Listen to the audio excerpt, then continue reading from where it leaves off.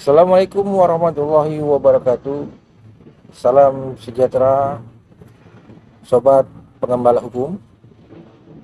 Kali ini saya akan membahas pengertian hukum pidana dan pengertian tindak pidana secara sederhana.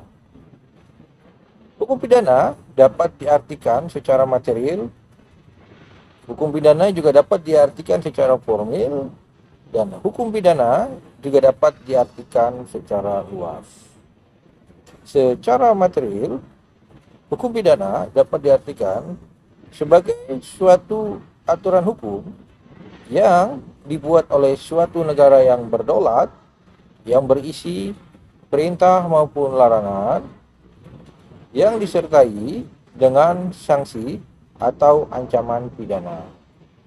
Ini adalah pengertian hukum pidana secara material atau biasa disebut dengan pengertian hukum pidana secara sempit. Yang kedua, hukum pidana juga dapat diartikan secara formil. Secara formil, hukum pidana dapat diartikan sebagai suatu aturan hukum yang dibuat oleh suatu negara yang berdaulat, yang berisi atau mengatur mengenai tindakan-tindakan aparatur negara, dalam hal ini aparatur penegak hukum, dalam menindak mengenai adanya suatu pelanggaran hukum pidana. Ini adalah pengertian daripada hukum pidana secara formil.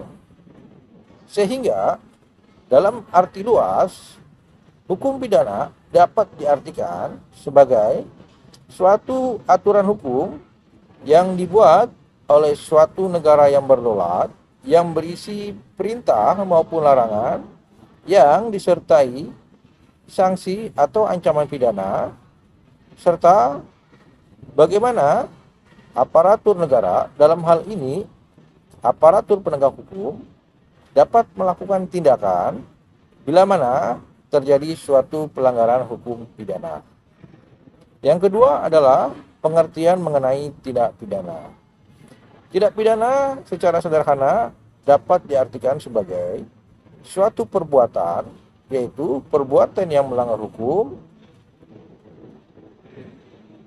yang dilakukan oleh seseorang yang dapat mempertanggungjawabkan perbuatan tersebut karena adanya unsur kesalahan, baik yang disengaja maupun karena kelalaiannya, lalu dilekatkan dengan ancaman sanksi pidana atau pemidanaan.